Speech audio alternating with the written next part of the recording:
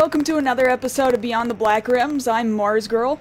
I'm Josh Knight the First. This is Season 8, Episode 20.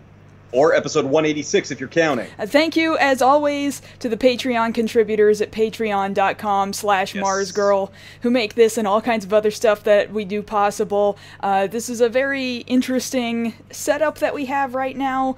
And I'm in a box. Yeah, we're both in a box. There was obviously no way that we were going to be in the same place at the same time. And what are we looking at here? Sandman29331. Thank you for resubscribing at Tier 1 for 2 months. Ring-a-ding, no cowbell right now. If you're having any issues with the stream, I do apologize. This is a really weird setup.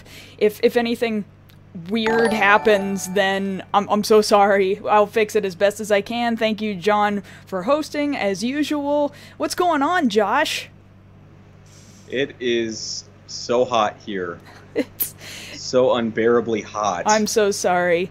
And also, to you guys out there in Streamland, if Josh and I are not speaking at, like, the same volume, you tell me who's louder, I will totally fix it for you. But yeah, so, hot out there, huh? Yeah, I can imagine Angry Sun, Super Mario Bros. 3 Angry Sun is still out there to get you. That is Texas, yes. Yeah. Tomorrow it's only supposed to be 96. Oh, that's not bad. See, like, here in California, it does keep getting into the 90s, but... When did you get to California? Oh yeah, so that happened, guys. Yeah, we should probably explain that real quick. Yeah, so that's why we're, like, not in the same place at the same time. I mean, we're at the same time, although not the same time zone. There's like a 2-hour difference here. But anyway, yeah. So, yeah, movings have happened, and we're prepping a new life out here in Southern California. I'm currently out here with my dad. Josh, you're with your family. If any weird family stuff happens during the show, just realize that's just go with it. That's a little out of our control for the time being. Same with the cat too. So the cat doesn't understand time zones right now. She thinks 5 o'clock is 7 o'clock. So yeah, she'll bug me for food real bad for 2 hours. But yeah, in regards to the heat, like, out here, see, my dad lives, like, on top of a mountain, and it says that it gets up into the 90s, and people in this town are like, it's gonna be a scorcher, but, like, their concept of what a scorcher is not the same as the Texas concept at all. It's really not, because, heat is heat, yes, but it's not humidity. Texas humidity adds this total different... The heat index is just... It's just ridiculous, you know? Well, yeah, the heat index this weekend was like 105, 108. Yeah. It's terrible. Yeah, I don't know that that's gonna be something that I miss, because I handle heat pretty well. And this heat out here in California, for being hot, I walk outside and I'm like, this is kind of nice. I'm kind of okay with this. So, meanwhile, I'm dying, Squirtle. Oh, you'll get out here. You'll get out here ASAP. I know you will. So we're doing our best, guys. We are gonna do our best to get back to a normal life as quickly as humanly possible. In the same room. Yeah, in the same room. Yeah. Otherwise, is there anything else major going on? I mean, like, this has been a really big thing. Technically, it's a follow-up. But I don't know if we had mentioned to you guys before, during the Overwatch 1-year anniversary, we unfortunately had a problem with our PS4 being IP banned for some stupid reason that we could never figure out. I'm gonna assume it was somebody else within our IP block. Yeah, that's pretty much what I figured too. But the unfortunate drawback of that was, one, I couldn't play, and two, I missed every single skin during that event. That's so sad. Every last one. Especially Sentai Genji, and you guys know, if anybody was going to have that skin, it should have been me, and I never got it. Well, now I find out that they're going to reintroduce the summer games next Tuesday, for my birthday, and all of last year's skins are at a discount. Yeah, I'm real excited about that. Yeah. So first up on the chopping block, I'm getting that Genji Nihon skin back. Yeah, the Genji Nihon skin I managed to get last year. I had always wanted the Zarya skin, and I never got it. I just didn't spend a lot of time playing Overwatch on PC, even for this last event either, so I also missed out on that Genji skin. So my hope is that these skins are gonna circulate, you know? Well, since they fixed the drop ratio too, and there's they've done away with duplicates, then everything's going to be more in your favor. Yeah, exactly. But yeah, that'll be something to look forward to as soon as that comes up next week. It'll be nice to start playing again, because we figured out the best solution for the IP ban was to move. Yeah, exactly. So, like, I notice I go and I try to log into Sony from over here. I'm not IP banned over here. I'm not IP banned here either. Yeah, you're not. I'm telling you, I'm pretty sure it was somebody within our IP block, because, like, we hadn't been doing anything dumb that would have made Sony or Blizzard not want us, and now we're fine. So, okay, sure. Yeah, great. Hopefully we'll never run into that problem again. Okay, yeah. In any case, is there anything else we want to talk about right now before we move on to what we're really talking about today? Not really, just because since we took a week off, we've got a pretty full show. Yeah, that we do. Stuff that got some catching up to do. So in that case, Josh, tell us about what our first story of the evening is going to be.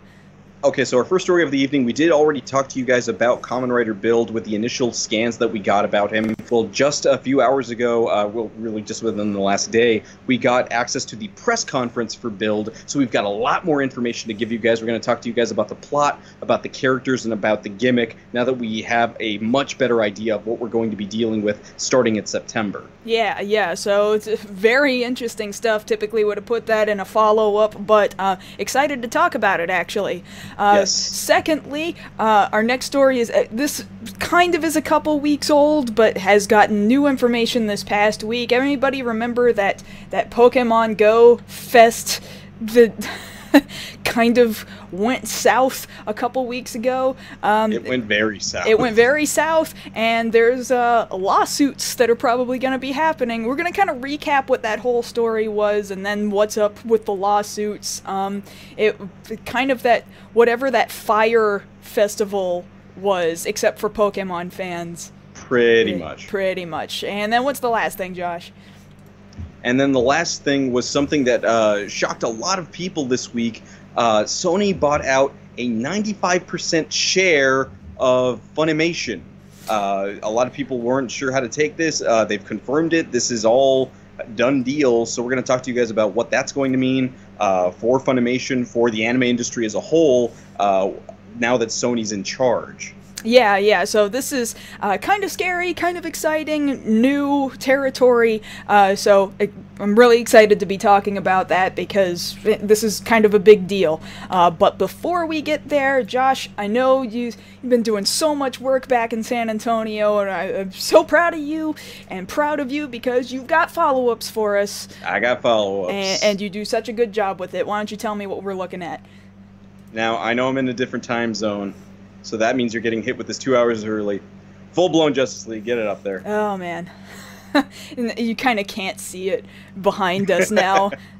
Yeah, it doesn't quite work the same. So yes, a couple of weeks ago we did have San Diego Comic-Con out there where you are in California, and we were treated to finally a new trailer for Justice League. Here showing more of the action there, a better look at Steppenwolf, the villain of the movie, and we finally got a tease of Superman, albeit maybe the tiniest edge of his cape, but more or less confirming that yes, we are going to get him at some point in the movie, but probably not till the very end when the Justice League absolutely needs him. I mean, that's pretty much exactly what we all were assuming and guessing was going to happen with him in the first place, right? So, like, this isn't news, but they confirmed what we all thought anyway. It is nice though that they are making reference to the one Justice League member that's missing. There in the trailer, Steppenwolf mentions your planet has no protectors, no lanterns, specifically referencing the Green Lantern Corps. And we know that DC does want to get the Green Lantern Corps movie off the ground. So far, nothing's been confirmed as far as casting goes, but we're hoping that we will eventually see a good Green Lantern out of DC. That might be nice, you know, of course, if they can continue to actually make other good movies in the same vein as Wonder Woman, that would also be amazing. Oh, that can't possibly be a follow-up that you caught. Yes, actually, that's the next follow-up. Really? Is specifically Wonder Woman. DC is now looking to gear up a full-blown campaign to make Wonder Woman an Oscar contender for Best Director and Best Picture. That's pretty cool. That's actually not the story I was thinking of, but that's really cool. Yeah, because admittedly, superhero movies don't really get the praise that they sometimes really do deserve. The last thing we got was for The Dark Knight, you know, when Heath Ledger got his award for Best Supporting Actor posthumously. So it would be nice if we could actually see a superhero movie shine there at the Oscars. But what did you have? No, Six Flags Fiesta Texas back there in San Antonio, they're about to release a Wonder Woman-themed roller coaster that's a single rail roller coaster. They're saying it's the first single rail roller coaster in the world.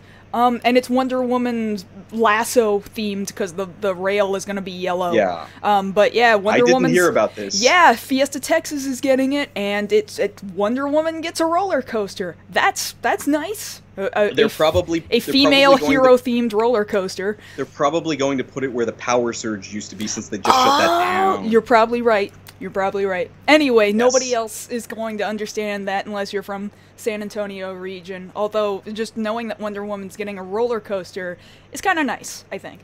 Yes. Okay, so moving on to some other news that did come out of San Diego Comic-Con. We've got our first look at official art from Young Justice Outsiders. So we'll go ahead and put that up here, showing the new roster for the team there, consisting of Static, Impulse, Robin, Wonder Girl, Spoiler, Blue Beetle, 13, Arrowette, I always mispronounce her name, Red Arrow, and Beast Boy. So this will, again, continue the story that was left off in with Season 2, that metahumans are being trafficked, much like human trafficking, and it's up to the Young Justice team to stop them. Very much looking forward to it. We waited so long for Season 3, and now here it is. Here's the proof. Not just fan art. This is official out of DC. It makes me so happy that we're getting to see this finally. Yeah, definitely. The fact that it actually exists and that the fan push, I have to assume, was a large reason why we're getting it in the first place. That's awesome. Now, the drawback to that is for people who are looking to get into the series. Unfortunately, it was just taken off of Netflix, where it had been for so very long.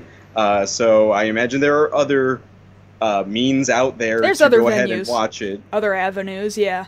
There are search tools. I'll put it to you that way. Okay, so let's go ahead and move on to our DC news. We also got a new look at a trailer for Thor Ragnarok. Here confirming that the Hulk will in fact be able to talk for the first time in these movies since the original Avengers movie, where he just had the one-off, puny human line. And people have been waiting to see Thor and Hulk converse a little bit more, since they seem to have very good chemistry. But it looks like this will be another case where Hulk steals the movie. Yeah, this is looking very... I'm hearing a lot of this film is very ad-libbed. Well, yes, the other interesting part about that, which was also confirmed just recently, is that the notable line from the first trailer that Thor tells to the Grandmaster, played by Jeff Goldblum, "Oh, I know him, he's a friend from work." That was actually an ad-libbed line from a child who was there from Make-A-Wish, who kind of suggested, hey, he should say that, that would be funny, and they kept it. Well, it fit, I think, kind of. It was appropriate, so, yes, I mean, why not? It fit beautifully, and of course that was everybody's favorite line. Now we know where it came from. Came from an ingenious child. That child is going to be remembered forever through that line. Yes. Give him a screenwriting credit. It's not like that's hard to come by. Mm-hmm. All right, in other Marvel news, we got confirmation that Ant-Man and the Wasp has confirmed, we've confirmed that they have commenced filming. Cool. So we should be getting some more information on that as they're filming out there in Georgia. And other similarly related comic book news, but not from the two major standpoints, we finally got confirmation from creator Todd McFarlane that he has gotten with Blumhouse Productions, who have done quite a bit of horror movies over the last 5 or so years, to work on Spawn, a new Spawn movie, which will be very horror based. Well, that sounds appropriate to me. Yeah, if he was going to go with anybody, I'm glad it actually was Blumhouse. They've got quite the proven track record at the box office. They've gotten people out there in droves to see their brand of scary movie. So if that's the angle that they're coming from it with, then that should do fine. I hope it's good. The interesting thing about it is that Spawn himself will not be the main character. Another character, Stitch, will be the main character, and Spawn will just kind of be seen from the peripheral, almost like a boogeyman, which kind of makes more sense. Yeah.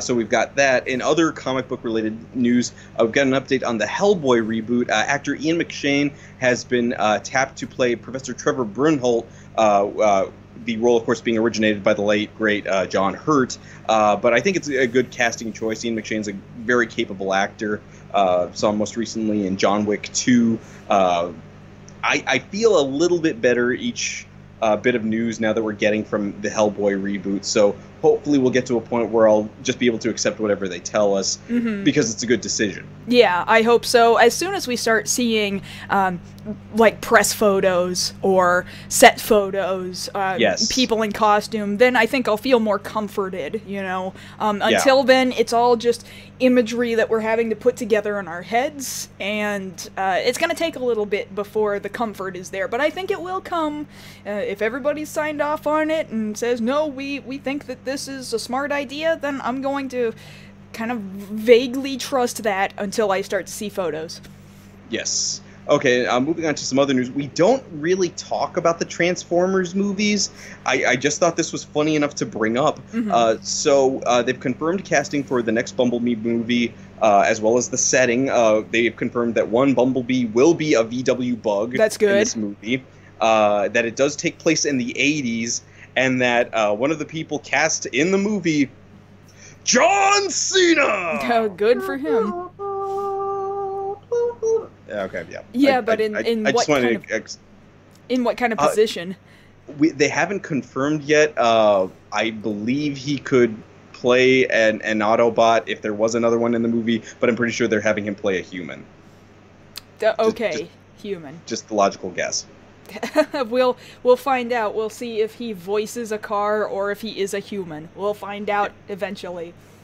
Yes, okay, moving on to some giant monster news. So moving on to Godzilla King of Monsters, we've gotten this behind-the-scenes promotional photo showcasing one of the monsters that we are going to get to see in the movie from the Monarch Corporation. If you can look there on the wall, there's Mothra. Yes. The way we're going to see Mothra in the movie. And if you can look around the picture there, you can see the different stages of the larval growth of Mothra that we'll hopefully get to see throughout the movie. But I like how they've managed to keep the fact that Mothra is blatantly a butterfly, but it looks more...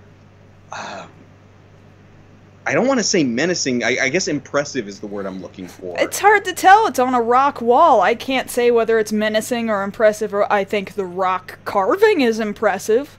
I can only hope that that's the same way that we get Mothra on screen, because, looking back at all of the other Godzilla movies that we've had throughout the years with Mothra, yes, Mothra is a beloved character, and, you always root for Mothra, but I just never quite got behind the concept of a giant moth/butterfly being able to do damage. But it's a moth. That's why its name is Mothra. Now, to be fair, while I was moving things this past week, I did get a moth that flew into the apartment that was about yay big. Oh, those things are so awesome. Yeah, it was so huge. Cool. And then my dad killed it. No! Yeah, it was terrible. No, why? It didn't do any harm. Just set it outside. No, it was an accident. It flew at his head. Things were said. It's what happened. Oh no. And before we move on, the Boob Tube, thank you for the donation. Yeah, we're in SoCal. I'm currently in Yucaipa. We're planning to move into the Los Angeles area. That's the plan anyway, once Josh gets out here.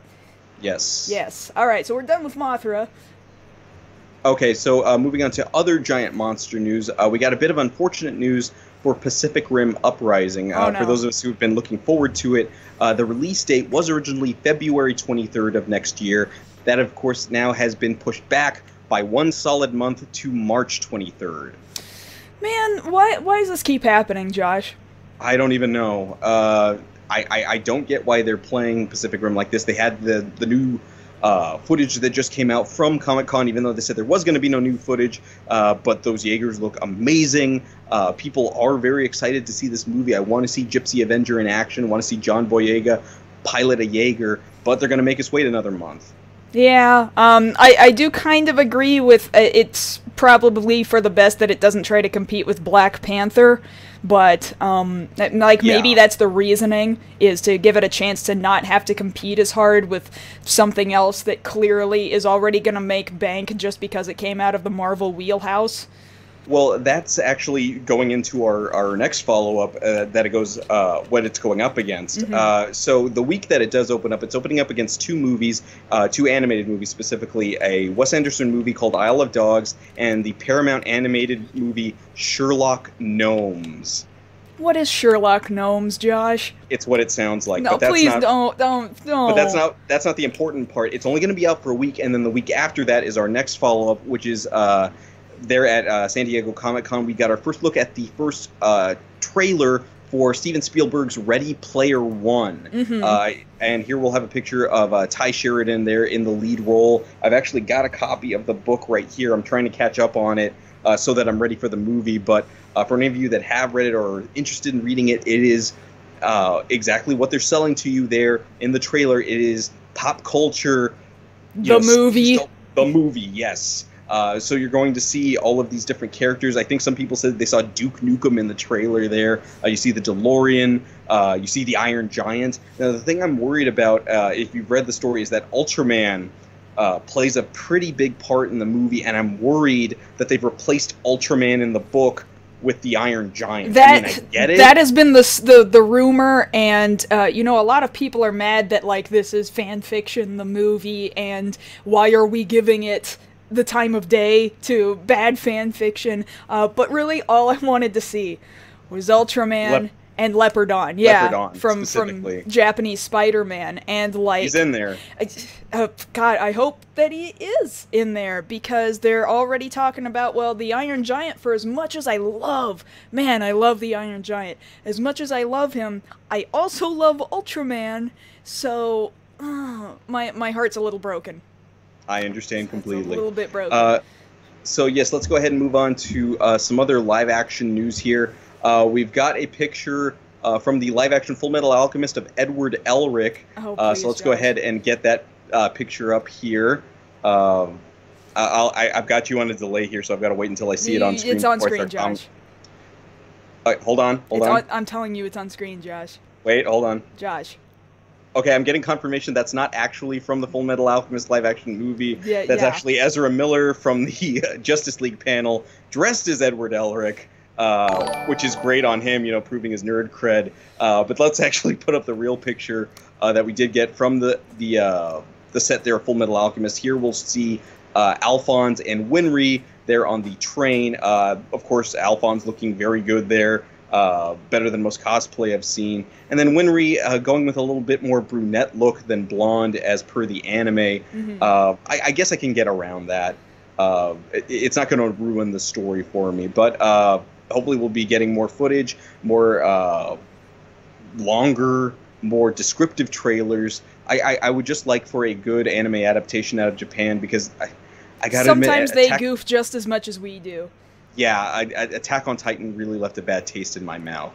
So, just to stop you there for a second, thank you to Link Zara for the follow over on Twitch. Ring-a-ding, I left my cowbell back in Texas. If I had known, I should have brought the cowbell out, but I think I packed it very, very deep. Hey, don't even worry about it. We're with our families right now, and I kind of thought, cowbell? I better not. That's probably a bad Okay. idea. So, All right, and the last bit of follow-up we've got, since we still have plenty of show to get to, is actually from Kamen Rider Exade. This is a story you actually put up on Tokusatsu Network today. Yes. So we'll go ahead and put this picture up. This is Hiroki Ijima, who plays Hojo Emu there in the show, teaching some kids there for a field trip to the Ministry of Health to properly perform heart massage technique.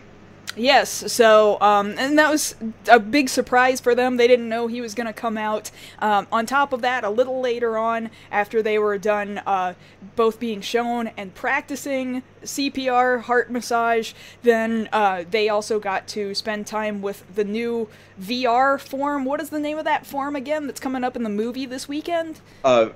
A VR creator gamer. I think it's VRX creator. Like they put a random. Oh, X VRX. You're right. Yeah, right. VRX creator gamer. So they got to take pictures with VRX creator gamer. Like they got everything first before everybody else did. Those lucky kids. Yes. But yes, that's all of our follow-ups for the evening. We had some other ones, but we're running short on time here. So let's go ahead and get to our first story. Yeah, so, okay. I'm highly expecting Toei and YouTube collaboratively to, like, tear this video a new one, because I'm gonna have this trailer playing in the background here. Granted, our faces are on top of it, and it's slightly smaller than it should be, but you're looking at the trailer for Kamen Rider Build that they released during the press conference, which was just, what, yesterday, day before? Yes, a day before yesterday on the 2nd. Day before yesterday, according to us. Mm-hmm. So basically, we've got all this information now for Build. We wanted to go ahead and bring to you guys. Build will be premiering the first Sunday in September, 8 a.m. And now we've got these new information, the information on the cast, what the characters are, the name of our new writer. So we'll go ahead and pull that up here. Our main writer, Kamen Rider Build, his character name is Sento Kiryu. He's played by Atsushiro Inukai. He is a genius physicist who happens to have amnesia. Now, as far as that's concerned, you asked me, that's a blatant throwback to Agito. I guess so, but Japan also loves its amnesia stories in general, so... It does, but famously, Agito was the amnesia writer. He spent most of the series not knowing who he was. Yeah, I'm just gonna say that Japan likes that a lot. Japan is, not to mention, like, there's just so many Japan tropes here. Take, for example, what did we say his name is? Sento? Sento Kiryu. The to in Sento, the kanji is the same kanji as is for Usagi, or rabbit. Rabbit. And his first form is half rabbit. So Yes. this is something Japan loves to do. They love to name their characters puns that are based on the character and what kind of a character he is. And if I'm not mistaken, his the other half of his name, Kiryu, is a pun too. I need to double check that, but I would totally believe it, absolutely. Yes, so he will be accompanied by another character who we're assuming is actually going to be the secondary writer, Ryuga Banjo. He's a former fighter who was arrested on suspicion of murder. For some reason, this character, Banjo, he has the ability to sense the monsters of the series, which are called Smash, and nobody can seem to figure out why he can and no one else can. See, I did think it was kind of interesting that they're, like, directly addressing murder, that I'm seeing so many dudes who are willing to show up on suspicion of murder and, like, hold guns against people. Like, we're seeing a lot of guns in this trailer, actually. More so than we ever have before. So the thing of it is, Build, his idea, or Sento's idea, is that he's looking for the perfect match. So he's figured out a way to use these little devices, the full bottles, put them into the Build driver, and find a way to make these different combinations, which is why we're going to get all of these different weird forms. Now, looking at him in action, the action looks absolutely fine. The story, yes, like you're saying, looks a lot darker than normal. That's worth noting that the writer for this series hasn't ever written for Tokusatsu before. He had written famously for the drama series Densho Otoko, Train Man. Which is my favorite Japanese drama series. Yes, one of my favorites as well. Of all time, hands down. So I'm looking at this and I'm really seeing some older tones, like the more dramatic portions of Fai's, Agito, Kuga, and that's actually kind of what I've been hoping for the last couple of years. Something that was a little darker in tone, but not going overboard. Yeah, I'm really interested in that. I'm just like, I don't understand why we needed to combine that tone with Stuff the Guy. Well, I do not understand. How are we mashing that together with this stupid gimmick? I cannot stand this gimmick. But everything else is looking really cool. The intro theme just got introduced, leaked yesterday morning. Leaked. It was officially, 30 seconds of it was officially released. It's called Be the One by Pandora featuring Beverly. Pandora's a new project formed by the TM network, so this is like with most of the Rider series, it's a limited unit to make the song for the show. The vocalist Beverly, she is Filipino, although she had competed in several American competitions, and so she's had tons of vocal training all over the world. So it's really cool that they're getting an international vocalist in order to do this performance. I'm also seeing here in the trailer, I saw past just a little bit back, they're totally using the same building and the same signage that they use for the hospital in X-Aid as their base location and signage for whatever this scientific research, whatever facility this is, and like they're not even trying to hide it even remotely. No, they aren't. And one of the other throwbacks that we're seeing here is that it appears that Build's base of operations will once again be a coffee house, which has appeared several times throughout the series for Kuga, Deno, Kiva, so on and so forth. Many different locations have been a coffee house, so it's nice to see a return to that as well. And I get what you're saying. I understand being preoccupied with the fact that, a lot of the mixing of the two whatever you have in the bottles doesn't make a lot of sense. The problem is, for me anyway, one, I like the way the tone looks. I definitely like the suit design. If I just didn't know what it was, that would probably make it easier on me. Yeah. And like with most series, I do see bike action in this trailer. I just don't believe that they'll keep it. I mean, it's weird enough that next week on X8 we're going to have Kiria riding Kiria. I don't know how they're going to find the workaround with that. Well, I think I do actually know. Yeah, but I've got a pretty good guess myself, considering he's Bugster now. He just needs to use a guy shot of himself. Like, that seems pretty easy to me. But I just wish, like the older shows, like Kuga or Agito, that the writer would remember that he has a bike and use it constantly. That would be nice, yeah, if they actually stuck with the fact that, Rider is in the name of the series, and so can we actually get the hero to ride on something? That would be amazing if they could actually do that. If there's one thing I'll give you that we kind of are in agreement with, there at the press conference, we got to see how Build transforms, because normally at the press conference we get to see some sort of a demonstration. We had it last year with Hiroki Ijima demonstrating what the Henshin movement would be. Here we had Atsushiro Inukai demonstrating how the Henshin works. And he has to take the two little full bottles, and he has to shake them.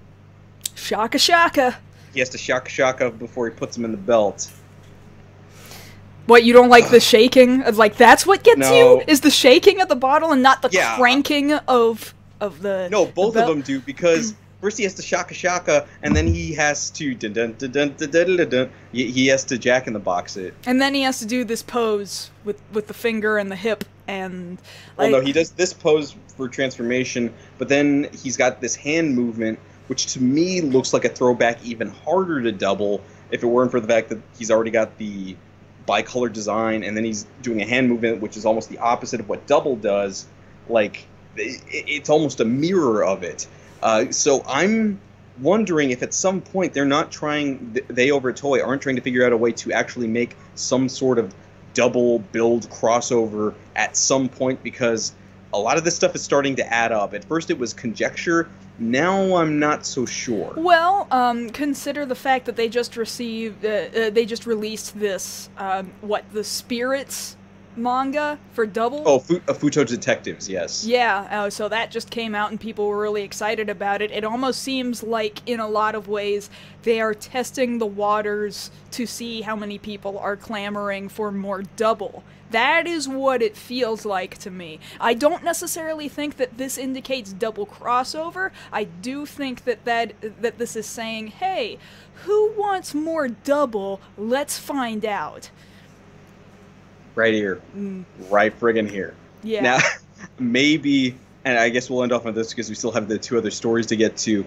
Maybe that's the thing we can ask Ren Kiriyama out at Japan World Heroes if he's heard anything, or if he's even allowed to say. Yeah, he won't slip anything because, Japanese agencies, talent agencies, are so stringent. Ridiculously stringent. So much more than Hollywood is. And Hollywood is really kind of gangbusters about sticking with NDAs, Well, yeah, but the thing about it is Toei has a stick up their butts, but they don't have snipers like Marvel does. That's true.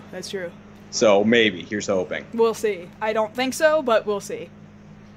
So yeah, that's all of our information on Build. That, of course, starts there in September. We've only got 4 more episodes of Ex-Aid to go. Sad to see it go, but a lot of people are looking forward to this. So September 3rd, 8 a.m., we'll get to see Build show up, and we'll see what he can do. I hope that the story totally outshines the gimmick. I'm really hoping for it. It's a pretty ambitious story, I'll give it that. Yeah, so here's hoping. Here's hoping.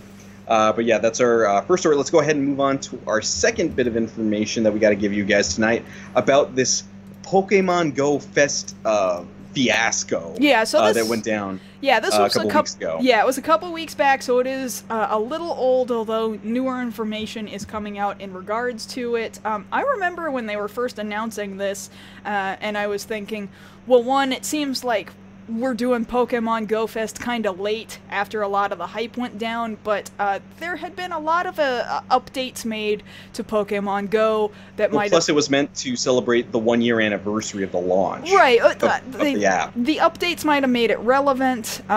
They were supposed to have some legendaries available only at this event. That kind of makes it worth it to those of you who were faithful and stuck with Pokemon Go, or you decided, you know what, this is going to be the thing that gets me back.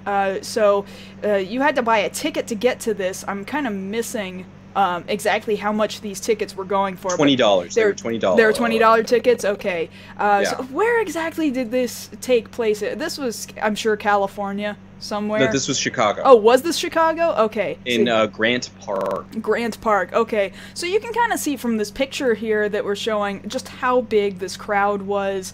They've got like streets blocked off, little concessions tents all over the place, and tons of people looking at their phones trying to catch Pokemon. And the whole thing was just a disaster. It's a complete and utter disaster. Nobody was able to connect to anything. Nobody was able to catch anything. It started off normal from a lot of people who have gone on social media and gone to different news sites with their story. So the day started off fairly normal with a lot of people showing up, and people had the chance to catch some Pokemon initially. But of course, as more people showed up there at the event, a whopping number of people, of course, that choked out the network, and that's what led to the connectivity issues that ended up leading to no one being able to play at all. Yeah, and that's totally unacceptable when you spent money to be there and do the stuff that they were promising there. And then you take into account that, people paid $20. Some people were scalping for $400 to get into this thing. Oh, that's I don't know ridiculous. Yeah, it's friggin' ridiculous. It's a mobile game. You don't need to scalp tickets for a mobile game. If it had been me, I would have just waited. I don't need a Zapdos that bad. Well, I have to assume, Pokemon Go was such a phenomenon this past year that people thought they could get away with scalping for $400, and I have to assume somebody paid it. Whoever's doing that, whoever paid $400 is not getting their money back. So Niantic has promised, okay, we're going to refund everybody their money, so you can get $20 back, maybe. Although, if you're not the person who bought it online, then I don't know how you're going to even get $20 back. Well, it's two things that they're getting back. They're the refund of $20, and then they're also getting $100 in Pokecoin, the in-game currency. Right. But the thing about it is, I'm reading these accounts of what happened, and like after about the third time this event happened. So what'll happen is, some people will be just milling about there in Grant Park, and then somebody will say, "Hey, I found a Heracross." Where? And people all run towards it where the spot is, and then by the time they get there, the game crashed, so there's nothing there anymore. But then it'll respawn somewhere else in the park. They'll run there, and then it happens again, and then that keeps happening for the rest of the day up until the point where nothing's catchable, and you have these mobs of people chanting, "Fix the game! Fix the game!" And, you basically created your own angry mob. Yeah, that's totally horrifying. And yeah, you're not going to get happy people. And that is evidenced by the fact that lawsuits are now becoming a thing. Yeah, action suits. Oh man, it's America because we've got class action suits. And, maybe they're in the right. Because, I have to assume that some of these people traveled from really, really far away to get to this cool event where they could be with a whole bunch of people and get legendaries that you can't get any other way. Yeah, some people were saying that people had flown in from Japan for this event. Oh, I'm so sorry, Japan. Man, Japan would have handled this much better in most scenarios, I would imagine. Well, yeah, because they've been consistently running Pokemon Go events there in Japan in the different prefectures. There was one where for San Antonio, sister city Kumamoto, they had the whole city doing Pokemon Go events, and they knew how to organize that. Mm-hmm. But here, they just didn't have the networking that they needed to. They were having to call people after the fact. You would think they would have taken that into account. Like, maybe there's going to be a lot of cell phone usage. We should probably talk to Sprint. But no, they didn't call anybody until it was too late. Oh man, that is so sad. So yeah, class action lawsuits. Niantic's not commenting on it. They're saying Niantic does not comment on pending legal matters. That's their response right now. But of course, that's clearly to cover their own butts. So yes, that totally makes sense. I'd be interested to see how many attendees actually jump on the lawsuit. I don't know how Niantic plans to fix this, or if they're going to have other events that will make up for it, if they're planning on doing this. But they could take, like we were saying just a second ago, take a page out of the Japanese events. Maybe they should work together with some of the Japanese organizers and ask, hey, how did you guys handle this? They could work together to create something totally cool, and then maybe make up for it. Well, yes, and the other part about that is, we hear talk about they were going to have other events like this in Europe, like the Pokemon Go Fest there in Chicago, but they have now since postponed it as of 3 days ago. Ooh, oh no, that's not a Yeah. good sign. Well, better that they postpone it and figure out how to make it work properly than just try to do the same thing again and get it wrong again. That's And probably then have a whole nother group of people speaking different languages pissed off at you. Yeah, nobody wants that. That's So yeah, so would you have gone, since you were playing the game pretty hardcore a year ago? Would you have gone to the event had you been in the area? maybe if I'd been in the area, yes. If it was within, you and I would travel from San Antonio to Dallas to go to conventions. For us, that's like a 5-hour drive.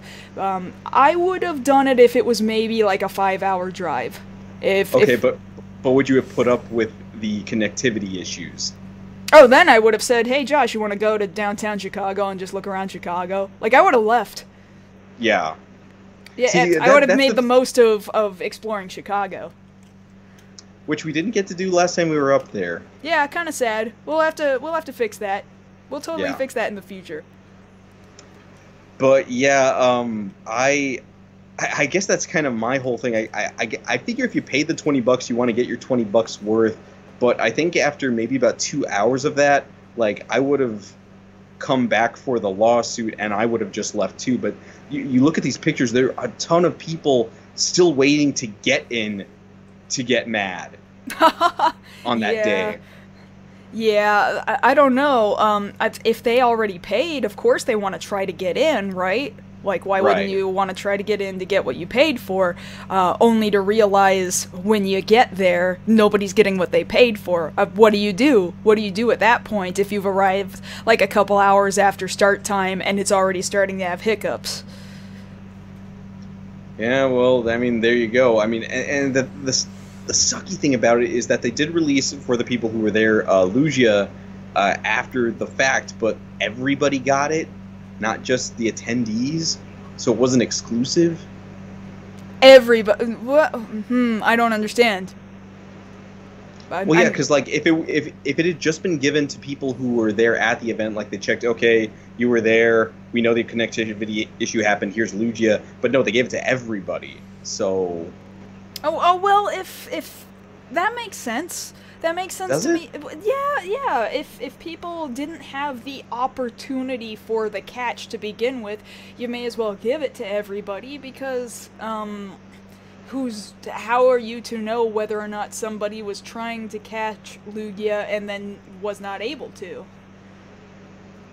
Oh, I'm seeing here only the attendees got Lugia for free. Okay, good. Yeah, If it was only just the them, then attendees. that's okay. Good. Then I feel better.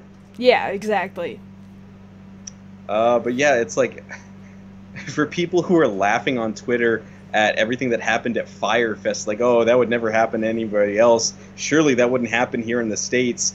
Well, here comes Pokemon Go, like, hold my beer. Yeah, well, at least the good part of it is that they didn't screw up with lodging facilities or with people hosting bands or other musicians or food. It looks like there was food. It looks like, people weren't out there dying on a deserted island with no food and no water and No, it was a park in the middle of Chicago. Food was fine. Yeah, see, everybody was the only problem was internet, and then this is the society that First we world live in. problems. We're so mad that we can't get wireless internet connectivity on 4G or LTE connectivity, so that we can't catch our legendary Pokemon, and then we start riots. Yeah, Yeah, we've done that. yeah, so there was totally food there. Their food wasn't a problem, and I don't Yes. think they had partnerships for hotels. I'm not really sure, so I'm sure that wasn't a problem either. But yeah, we'll go ahead and keep an eye on this, see what actually comes of those lawsuits. But I imagine Niantic's bracing for the storm. Yeah, I'm highly expecting it, highly expecting more to come out of this, and if they continue to do more events, I really hope that there's better put together events in the near future, and I hope the UK actually does get something. I really do. I really hope that Europe on the whole gets a fun Pokemon Go event that actually functions. Please outdo us. Please do better than us. It won't be hard. It won't be hard, yeah. Okay, yes, so that's everything we've got for that one. Let's go ahead and move on to this last story. Yeah. With Funimation that kind of came out of nowhere. Yeah, seemingly out of nowhere, right? So just a couple of days ago, Funimation releases this press release saying, hey, guess what? Sony bought a whole bunch of shares of us, and now they practically own us. Well, it's not practically, it's 95%. Yeah, that majority stake. That's pretty much ownership of Funimation right there. Yes. So, wow. Totally came out of nowhere, really. Now, this isn't the first time that Funimation had been bought before in the past. Navarre? Was that how that company was pronounced? Back in the late 90s, kind of early mid-2000s, was this other company that had purchased them, and they split in the 2000s. And so that, because that ownership partnership really was not working out. But if Sony wants to, 95% stake I'm looking at. Oh my gosh, 95% stake. Yeah, purchased for the amount of $143 million. So that's kind of ludicrous because what does that signal to us? I kind of get the feeling that signals that Sony thinks that anime on the whole is marketable under them. That there is something about it that they want to make sure they have the rights to. Okay. Well, because the more I think about it, they were specifically purchased by Sony Pictures Television Networks. That branch of it, which makes sense since most anime is broadcast on TV. Now, the thing about it, and we were talking about this over the last couple of nights since this was announced, is that Funimation has this partnership right now with Crunchyroll, which is something we covered here on the show. How is this merger, or this almost buyout, I guess, going to affect that partnership? Well, coming out of Funimation is saying, this doesn't change anything. I don't know that I believe that. I don't buy it. Yeah, so, like, the Funimation and Crunchyroll partnership at the time was its own special kind of magic. It was really interesting. It meant, cheaper subscriptions to both Funimation and to Crunchyroll. It meant that you can watch dubs of a given series on Funimation and subs of it on Crunchyroll. That opened up both of their libraries. Yeah, exactly. Sebastian makes a good point over here that Sony owns Crackle. That could be a new streaming avenue, possibly. But Crackle, the amount of traffic they get and the amount of money they make doesn't hold a candle to any of the other major sites like Netflix, like Hulu. HBO Go does better at this point than that. Ooh, no. So the thing about it that I'm thinking about, there's a couple of ways of looking at this about why they would decide to do this, because Sony on the whole, their movie division doesn't exactly make a lot of good decisions. Mm-hmm. So maybe this was one way of looking at things as far as diversifying to help make up for those ends, because as a whole, we still have to think about Sony as a parent company. But on the other end of that, thinking about how Funimation's been working over the last 10 years or so, Funimation has built themselves as being very fan-oriented. Yes. And part of that is in the allowance of the existence of everybody's favorite fan dub, Dragon Ball Z Abridged. How is this going to affect that? Yeah, very true, because while Funimation is kind of okay and understands the whole fair use parody sort of US copyright law, Funimation is based out of Dallas, okay? Yes. They're not straight up Hollywood. Sony is straight up Hollywood, alright? And they're also a Japanese based company. Sony, is based out of Japan.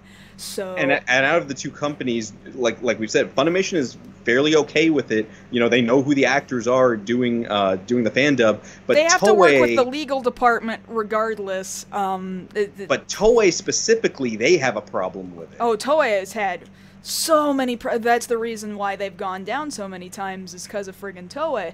And so I have to assume a Japanese company is going to talk to a Japanese company who's going to talk to their U.S. branch who has ownership over Funimation, and that's going to come down. And like, I'm concerned about fair use, about reviews, about parody fan dubs, that whole umbrella of what internet entertainment is.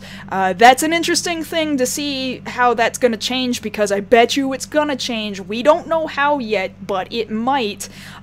Then what else does this mean? Since this is the TV branch, I get that that's not necessarily Hollywood. However, Sony, like, that's still under a much bigger umbrella. Can things move up into either Sony's movie divisions, or can we start seeing distribution on Sony's consoles? Any of their PSP branch of consoles, any of their PS3 and PS4 branch of consoles? I do worry, like some people in the chat here, what's going to happen to the muffin button? But no, that was actually the first thing I went to, because yes, I understand it's the TV division, but I do also understand that Sony has a history of not making the greatest business decisions. So if they thought for a second that potentially this buyout, this merger, whatever you want to call it, could potentially lead to them doing some things with properties that Funimation owns to maybe potentially develop them into live action, we're still trying to hit that anime sweet spot of the live action adaptation that everybody likes. Right. we're still getting over. I know Ghost in the Shell just came out on Blu-ray within the past week. We're still waiting for Death Note out of Netflix, and yeah, technically we could still do with a good live-action Dragon Ball Z adaptation. I wonder if at a certain point Sony either will think about that option or hasn't already been thinking about that option, and that had something to do with this buyout. I mean, really, Funimation from its inception was the CEO Gen Fukunaga's Dragon Ball was his motivation to start Funimation to begin with. Yes. The only reason Funimation exists is because of Dragon Ball, and Dragon Ball continues to be kind of Funimation's driving force, you know? So, I think it would be a mistake to not somehow utilize it. There's another point made that Sony owns Aniplex, alright? Now, Funimation specifically said, well, that's not gonna change anything. No, it's not going to affect anything just because Sony also owns Aniplex. I don't know if Sony's got this much of a hold over Aniplex and Funimation. I don't know. I really don't entirely believe them when they say nothing's changing. Well, no, because you have to think about it. For a company like Sony to want to go ahead and purchase them, you have to realize that over the last, I'd say, 2 years, Funimation's been really showing themselves strong as far as redeveloping themselves. Yes, we've heard the stories that they were not doing well financially, and that was part of the reason for the buyout. But if you look at it, their attendance at Fathom events, their convention presence, just their overall handling of Dragon Ball, those have been doing very well. You know, they're a very visible company, whereas, yes, that was Gen Fukunaga's original idea for starting Funimation. You know, back in the day, you know, you remember when you were in middle school or high school, you had that group of people who knew what Dragon Ball and Dragon Ball Z was. Nowadays, it is quite literally a household brand. Like, we've gotten to that point. So that looks very enticing to a corporation that sees that and like, I want some of that. I want some of that security, because the way we're eating stuff up, Dragon Ball is not going away anytime soon. Yeah. To kind of describe more of what Funimation is saying is not changing. They're saying they're just going to keep doing the best they can to license as much anime as they possibly can. We don't know whether that'll be more or less. The Funimation Now service, there's no change in the subscription terms, pricing, or content availability. Will this stuff be available on Crackle or PlayStation View? Right now, we don't know. That was kind of a non-answer that they gave. They said this does not change the Funimation Now service. What does it mean for fans outside of the US? They're already delivering stuff to certain regions outside of the US, and so nothing there is going to change. How does it change the Crunchyroll VRV or Verve partnership? No changes to that partnership. Like, I just feel like that cannot remain that way. See, like, you say that, but all I can hear is the word in the back of my mind, you know, nothing is changing to this yet. Yeah. Like it's coming. You wouldn't make a deal like this unless you had something in mind. Yeah, I totally believe that right now, no, obviously we haven't seen any changes. Because I look at it this way, that's because it hasn't happened yet. Yeah, like, you know, Disney buying Lucasfilm or Disney buying a Marvel, you know, they didn't just buy them so they could look pretty on their shelf. Yeah. You know, you buy something with the purpose and the intent of using it.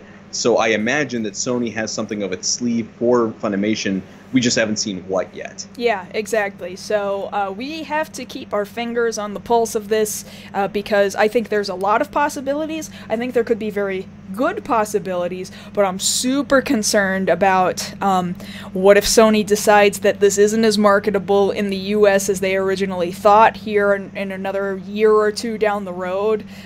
Does this mean the murdering of Funimation, which had so many good things going for it? Like there's a good scenario and there's a bad scenario. We're either in the good timeline or we're in the bad timeline, and I'm not sure which one of those two it is just yet.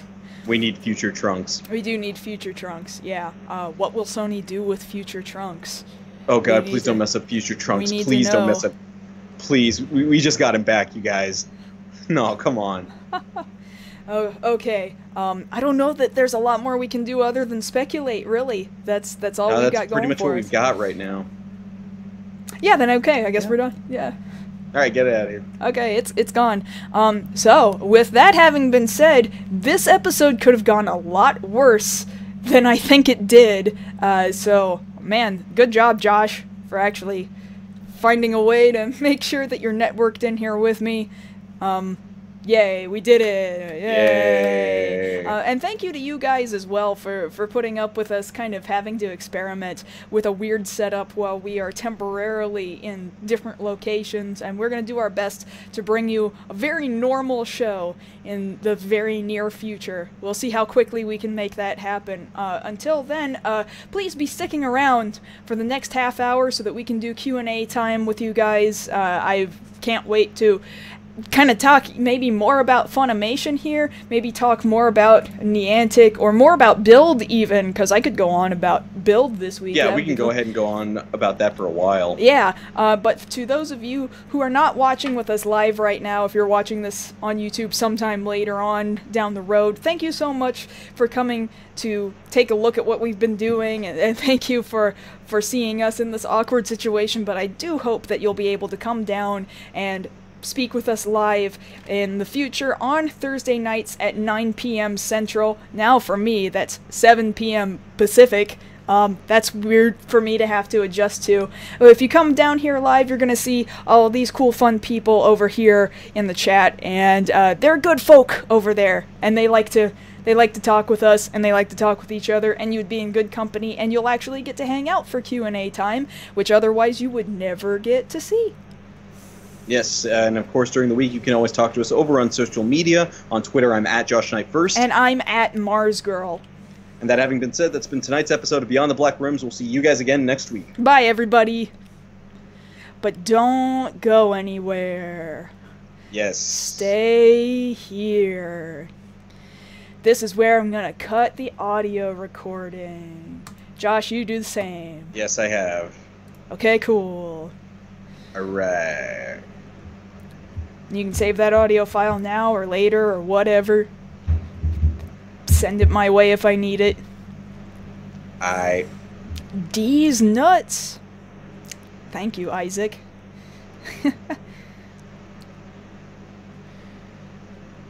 So far I'm not really seeing questions yet. Lots of comments. Oh, there we go.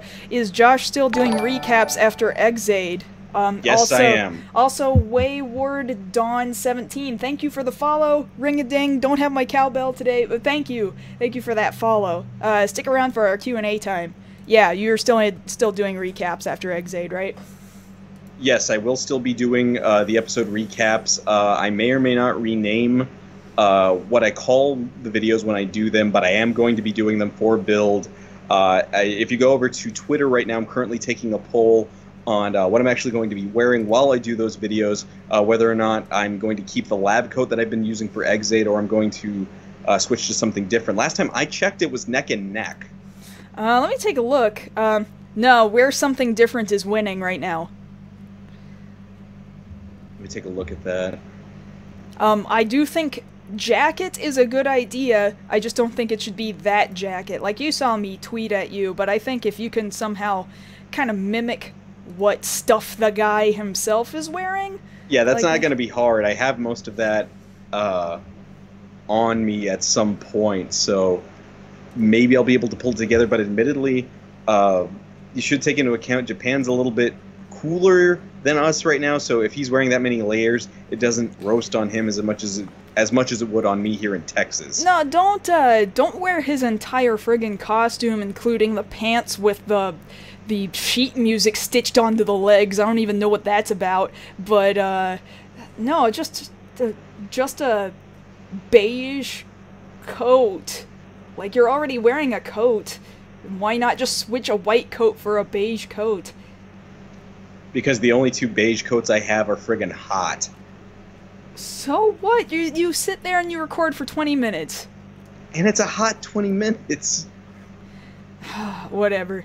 Do you think that Exade's episode count is low because they skipped the intro for like 10 episodes? I don't think the intro has anything to do with it. No, I really, if anything, I doubt that they planned that far ahead for as many episodes as they did that for. When you add that up, that wasn't enough to save up for one episode, and even if that was the case, that would put our episode count at 46.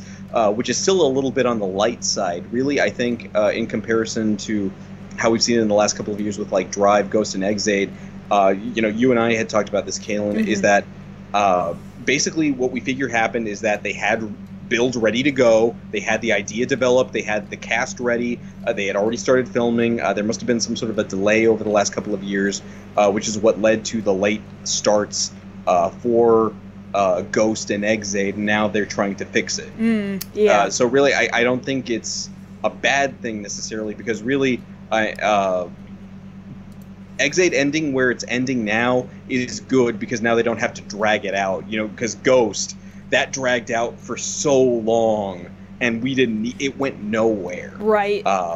And I would much rather the series end when it needs to end than me being selfish and just wanting to see the characters on screen for a little longer, but it doesn't mean anything. Yeah, that's exactly my thoughts on it, too. I would rather they tell the story that they need to tell and not try and tell something else while they're trying to just fill time.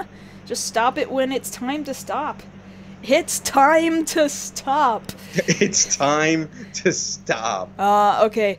So since Captain Marvel is set to be filmed in California due to the tax credits, intend on becoming an extra for the film. Josh, you should do that. It depends on... have they started? I don't think they've started filming yet. I don't think so. It depends on how quickly I get out there. Right.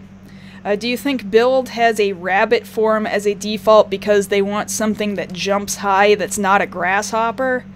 I figured that's probably where they were going from, because that's not that big of a jump in logic. But that having been said, I imagine it was the dartboard theory.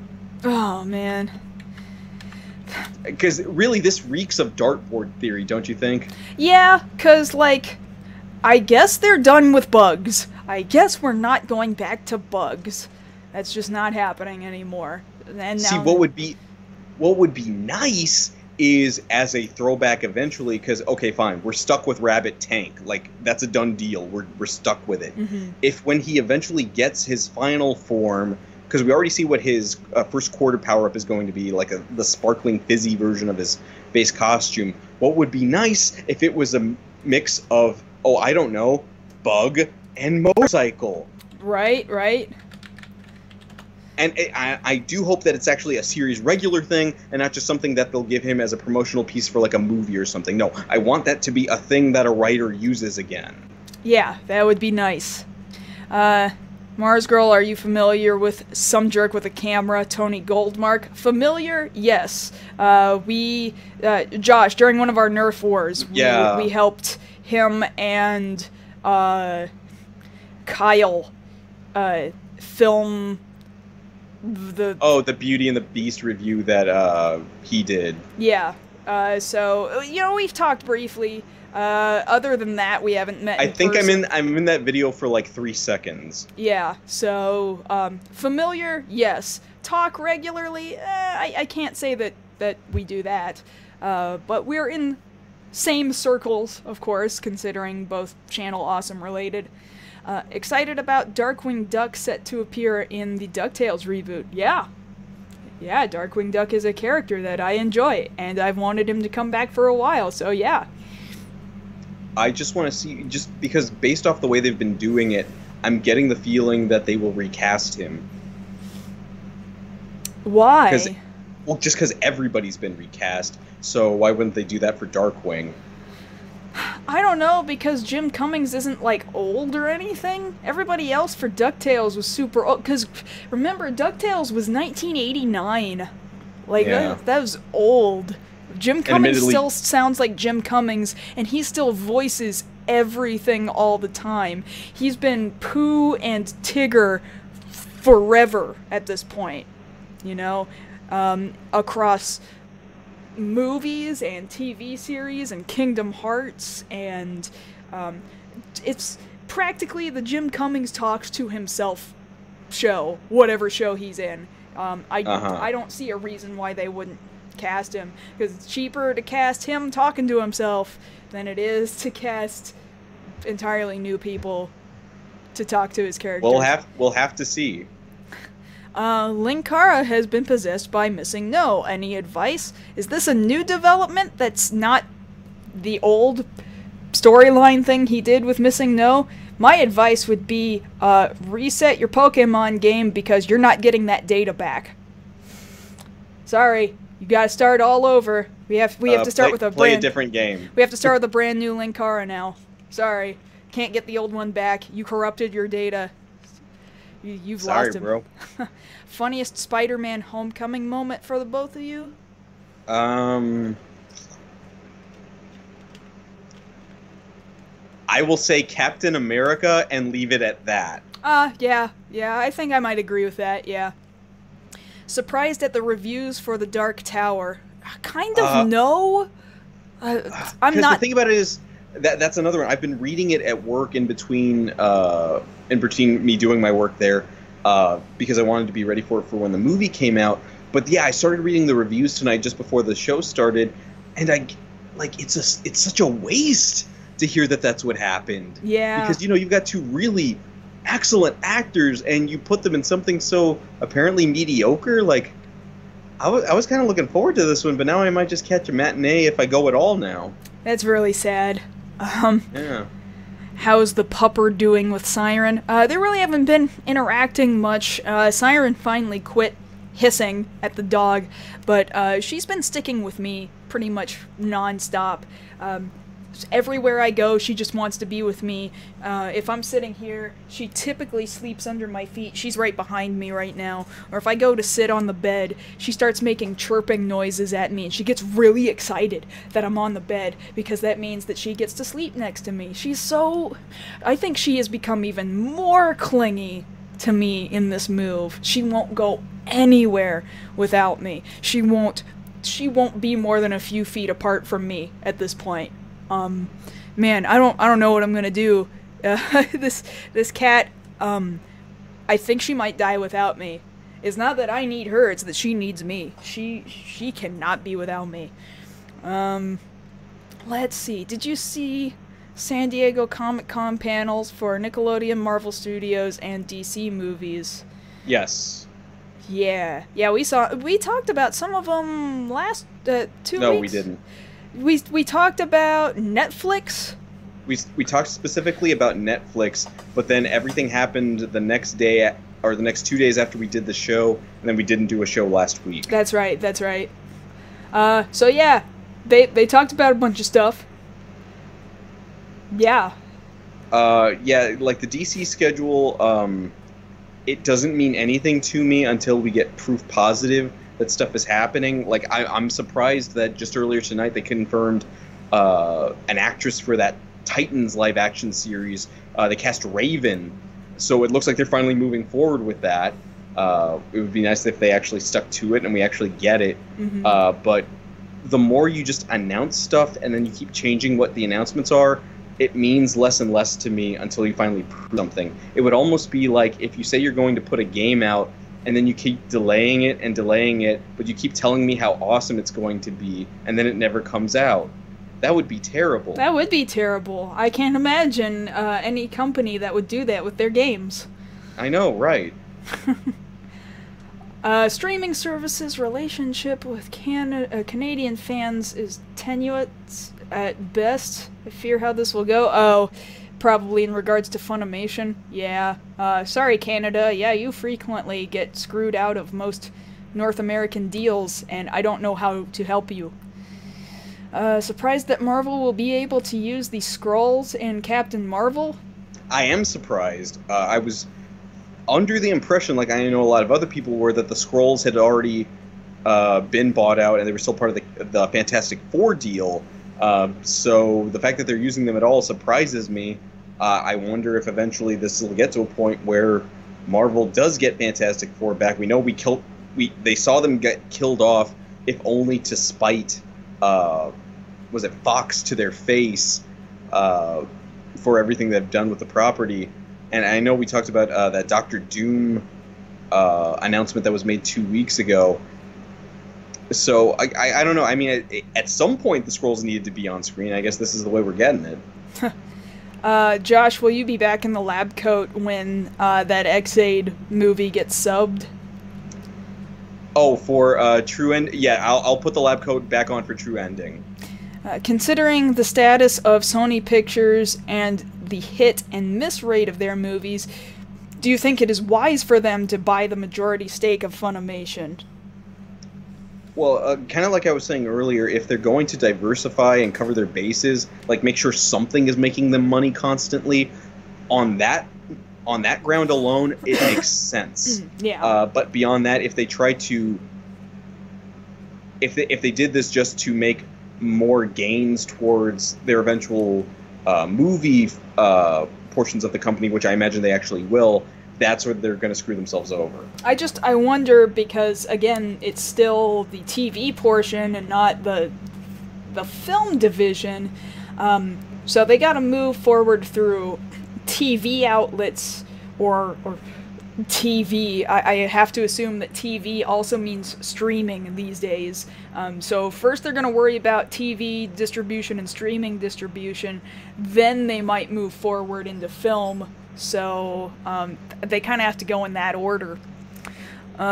Mars, did you go to this website to get a cowbell sound effect? I don't know if I'm ready to use cowbell sound effects. There was kind of a charm in just using the actual physical cowbell.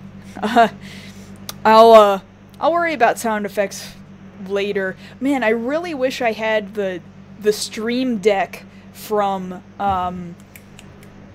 why am I blanking on from Elgato? They're the ones that I use my capture device through. That company that produces the capture device that I use for my consoles, and that Stream Deck looks amazing. If I could use different sound effects and images using their Stream Deck switchboard, that'd be great. Man, I want that switchboard so bad. That would make so many things streaming-wise so much easier. Josh, the reason for that October release is because Toei wanted the Energy Riders out by a certain point in Gaim. It's just a statement. Even so, like, even with Gaim towards the end, it kind of felt like it was starting to get a little long in the tooth. And you remember from Gaim going into Drive, there was no crossover of any sort, whether it be in the movie or the show. Like, Gaim just ended, and then Drive was its own separate story. That kind of, like, combo broke them. Mm-hmm. And I think it works more in their favor when they do show that connectivity between the shows, because that was the whole point of everything post-Decade, was to show that everything was connected again. So breaking that connection just so you can maybe sell a few extra toys, I don't think that was the wisest decision in the long run. I totally get that they would make that decision from a financial standpoint. I just don't agree with it. Yeah. Does X-Aid True Ending look good to you guys? I don't know. The music seems okay. The cinematography kind of looks like it'll be okay. Just ninja. Also, it's totally, even though it says True Ending, everything I'm hearing about it is very kind of alt-universe. Like, we've got characters doing things that they're not normally going to be able to do. Kuroto Dan is going to be driving a car.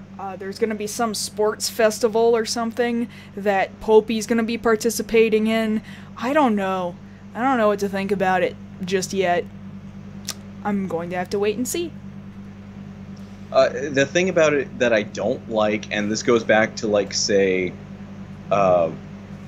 Wizard and Gaim, is I appreciate in no way, shape, or form when a movie is so, like, not canon or set in an alternate universe. Like, I prefer it when the story is expanded upon in a movie, like in, say, Oretanjo, or the 26 Gaia Memories. Like, when the story means something in the movie, then, you know, you're invested in that story. But if you're just trying to tell an offshoot to make wacky stuff happens, that's what you have the show. Unfortunately, I have to phrase it that way. That's what you have the show for. Mm-hmm.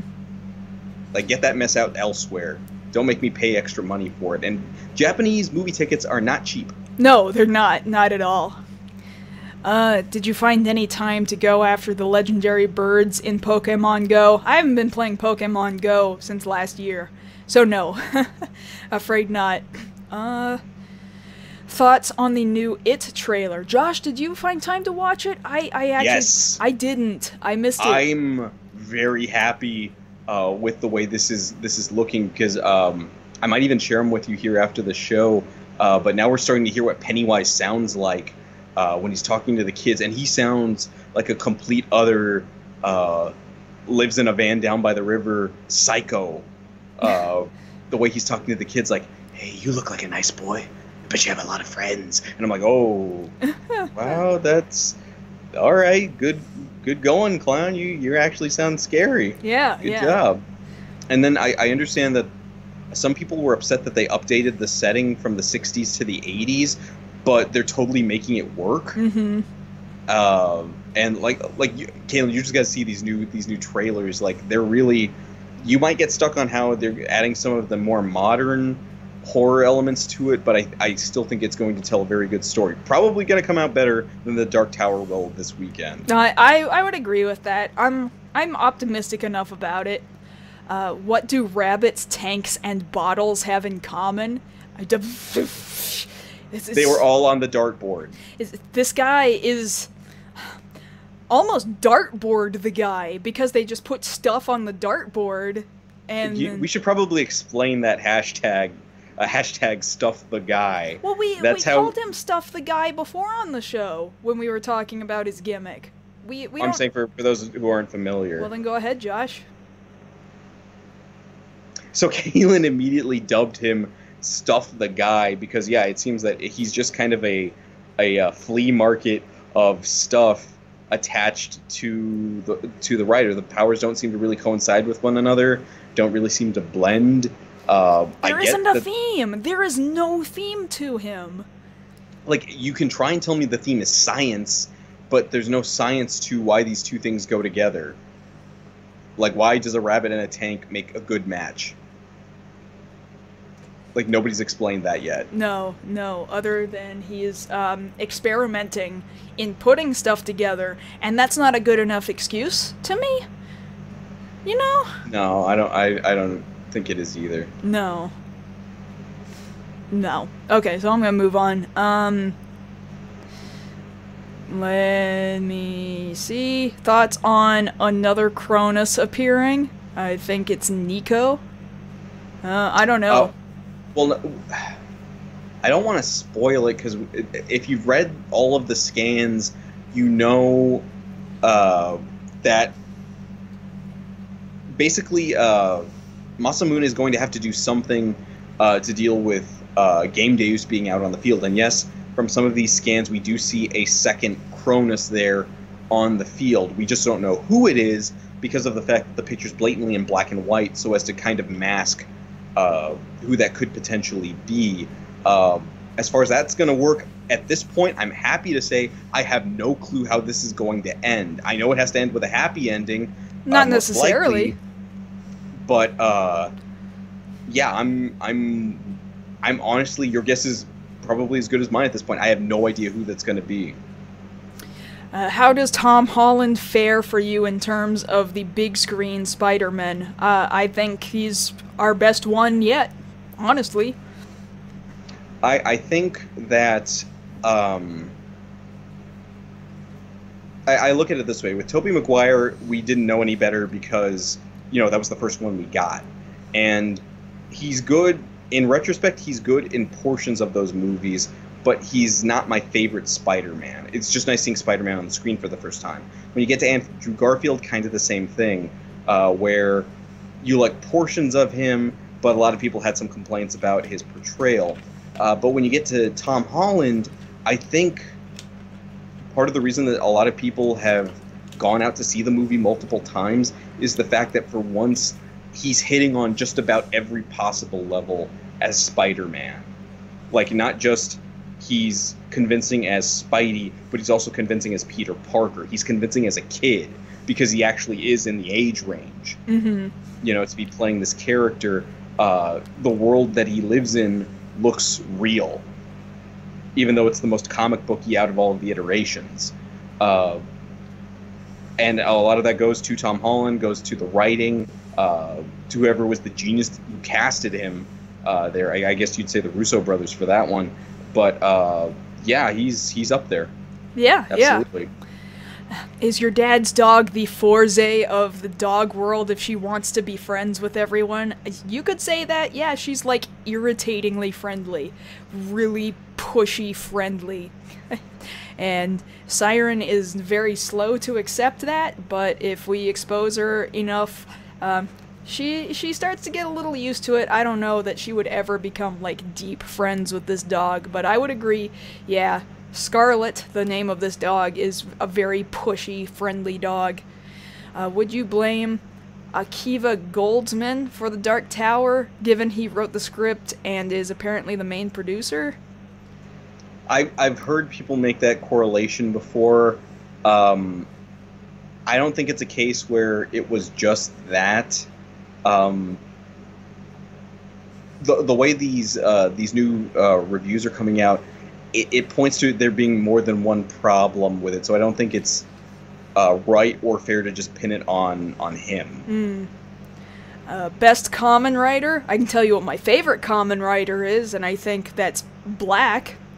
I don't know about best. I think that's totally objective? Am I choosing the right? Subjective. Subjective. Ichigo. That's fair. That's fair. Would you love to build that Death Star Lego set that Peter and Ned built? Oh man, that would take months of my attention. And now, see, would need a very special space to work on it. People were pointing out the fact that, you remember in Civil War, he doesn't really know what Star Wars is. And then a couple of months later, he's building the Death Star? No, he kind of knows what it is. He just knows that it's old. To him, the cringe part for us is that we're old enough to think that it's not old. It came out only a couple years before we were born. And he's like, you know that old movie, The Empire Strikes Back? Like, he knows what it is. He just thinks it's old. Well, yeah, but he wasn't familiar with it. He didn't have the terminology down. He just knew the name of the movie. No, he didn't. There was nothing to elaborate upon. He knew what he was talking about. We didn't need to talk more about Star Wars because Disney owns Marvel and Disney owns Star Wars. What he was doing was wrapping his webbing around Ant-Man's or Giant Man at that point. Legs, and he's saying this is just like that old movie, you know, The Empire Strikes Back. He knows what he's talking about, Josh. It's that he said the movie was old. He knows what he's talking about. I think you're missing my point. You're saying that he doesn't know what The Empire Strikes Back is.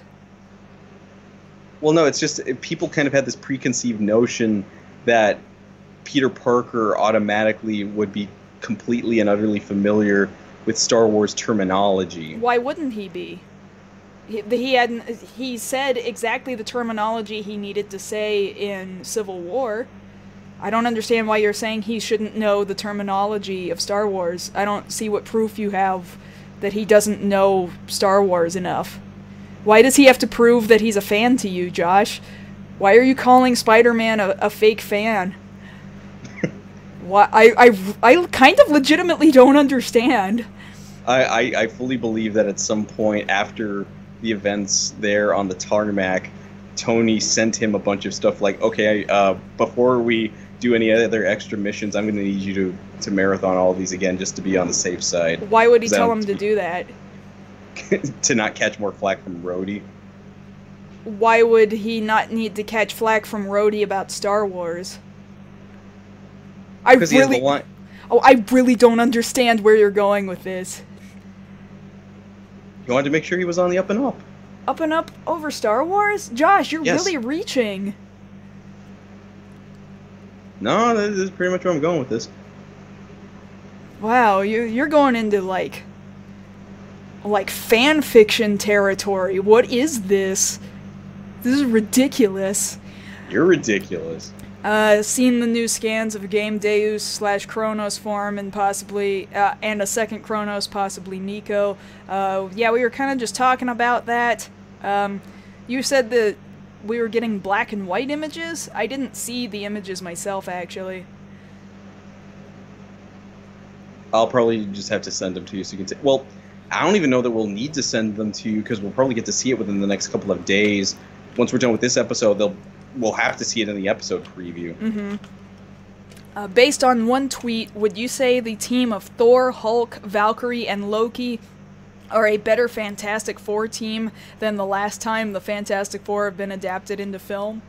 Yes. Yes, I guess. Wait, there's a Titans live-action series? Yes, that they're developing right now.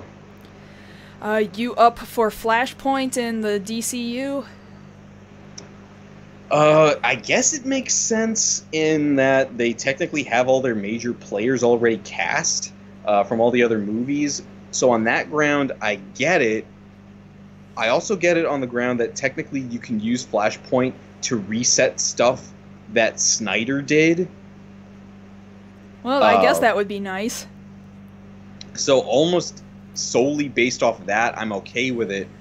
But what I feel bad for is that the Flash solo movie has totally been scrapped to make this. Thoughts on Titans live-action show? I'm gonna need to see more than just Raven being cast. I need to know that they're going to a place with this show that I can follow, because as of yet I have not seen a currently airing DC-based property that's live action that's not on CW that I agreed with. Given what I asked 2 weeks ago, did you see the new Inhumans trailer yet? Yes. I have not. It's not for me. I can't. Oh, get we behind did see it. those screenshots of of things not looking so great. No, I saw the trailer. Yeah, I know. It does not. Oh my God, Medusa looks terrible. Are you worried about phantoms showing up during the eclipse? Oh, like the actual eclipse that's gonna happen this month or whenever? No, I own a Wizard Driver. I'm good. It's okay. Did anyone notice that Build's belt is more similar to older Rider Heisei belts? In what way is it similar? It still looks like a bulky piece of a Jack-in-the-Box toy. You might have to explain that one to me. If the thing that was spinning was in the center of the belt, then maybe. But aside from that, I don't see any similarity. It's got more in common with the Forza driver than anything else. A cross between the Forza driver and the the Fize driver with no phone attached. So any Kamen Rider fans made Pepsi jokes based on the Build suit colors of red and blue? I saw somebody earlier in the chat make a joke about it. It might have been you, I don't know. I mean, he's no Pepsi Man. I think Pepsi Man is still the superior red and blue thing, although he's also silver. You plan on going to More Phenomenal Expo. That was originally my plan before I got out here, and Josh, so long as you're still out there... Yes, my intention is to... I should be back in town for that. Most likely, yeah, I'm going to hit it up. Yep, that's a thing.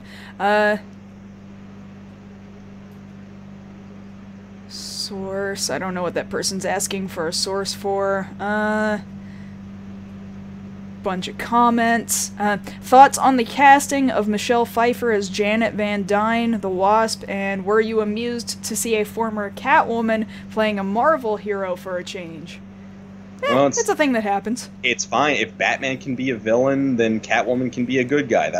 It's perfectly fine. You know, those are different iterations. I was like 20 years ago. I think they're allowed to do that. In totally different franchises from a totally different company, yeah. Yeah, I'm sure she's going to be a great original Wasp.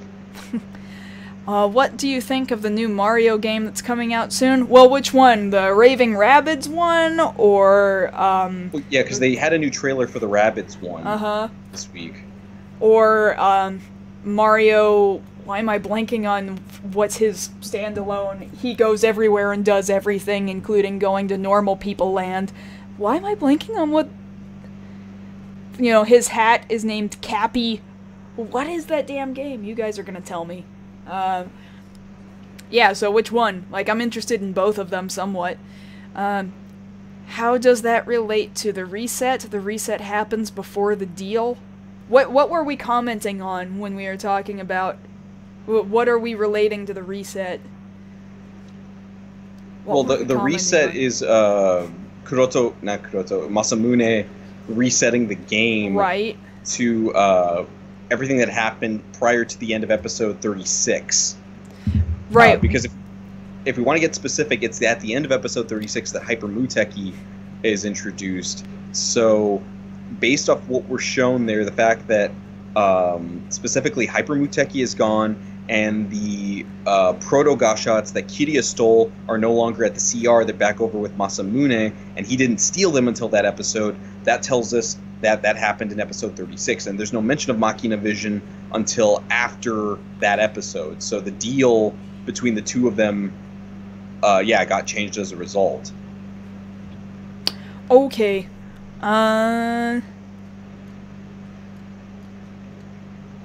Scroll down. And a lot of comments tonight. Yeah, a lot of comments tonight, which is good, actually. Makes me happy. Am I going to stream tomorrow? I don't know. I don't really have a reason to. Fridays are not a typical stream day for me. We'll see if I just feel like it. Why is it that whenever a character dies in Kamen Rider, their transformation device goes up over $100? Rarity. Yeah. Basically, it's supply and demand. If people want the device, initially that price does go up, but really, if you have the patience for it, wait a year, you'll find that device again for way cheaper. Do you guys watch Ruby? We watched pretty much the first season. That was about it. That was interesting. I don't know. I didn't find it interesting enough to want to keep going, which is kind of a shame because Monty Oum was such a fantastic fight choreographer, as far as pre-rendered characters are concerned. He could have really gone somewhere with it, but as far as the writing of that series was concerned, I don't know. It didn't grip me. It didn't make me want to continue on to the second or third seasons. Thoughts on Kingdom Hearts 3 Toy Story trailer? We kind of talked about that a couple weeks ago. I think it looks fine. I think it looks like it's going to play very well. That world looks very well finished. It looks like it should. It looks fun. My concern is that they have only been spending time on the Toy Story world of Kingdom Hearts 3, and that they've not been working on other parts of Kingdom Hearts 3. I think I said Toy Story 3 a second ago instead of Kingdom Hearts 3. But, yeah, it looks fun. I just hope they actually have a finished game aside from Toy Story. I don't know. I don't trust them yet. Need more time to trust them. I think I've gotten to the end of questions. And the rest of these are all just statements. Man, thank you for keeping us busy with questions and stuff, guys. That was great. You guys were awesome tonight. Thank you for sticking with us during this really weird transition-y period. Yeah. Okay, we should stop. Yeah. Okay. I'm gonna be ending the stream here. I'll get this cut up for you guys over on Patreon. And I'll see you on social media and stuff later. And say bye to Josh for now, too. Bye, Josh. Bye, Josh. Bye, Josh, on XSplit streaming. I'm out of here. Best Super Sentai. I like G-Ranger. Okay, bye.